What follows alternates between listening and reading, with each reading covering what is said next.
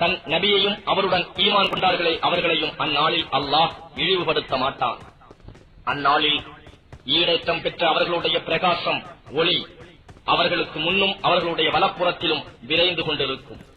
அவர்கள், எங்கள் ரப்பே, எங்களுக்கு எங்களுடைய பிரகாசத்தை நீ முழுமையாக்கி வைப்பாயாக, எங்களுக்கு மன்னிப்பும் அருள்வாயாக, நிச்சயமாக நீ எல்லா பொருட்கள் மீதும் பேராற்றல் உடையவன் என்று கூறி பிரார்த்தனை செய்து கொண்டிருப்பார்கள்.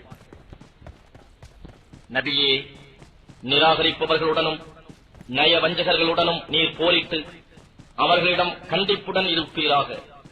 அன்றையும் அவர்கள் ஒதுங்குமிடம் நரகமே ஆகும். அது மிகவும் கெட்ட சேருமிடமாகும்.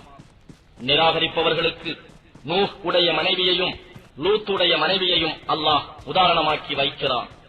இவ்விருவரும் சாலிகான நம் நல்லடியார்களில் இரு நல்லடியாரின் மனைவிகளாகவே இருந்தனர்.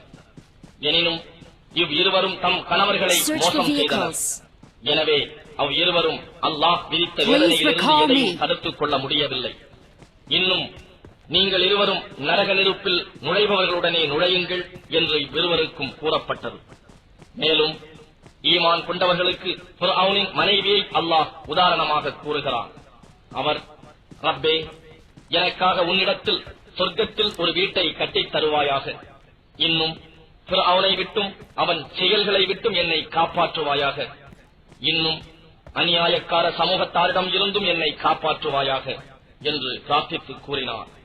மேலும் இம்ரானின் புதல்வியான மரியமை அல்லாஹ் உதாரணமாக்கி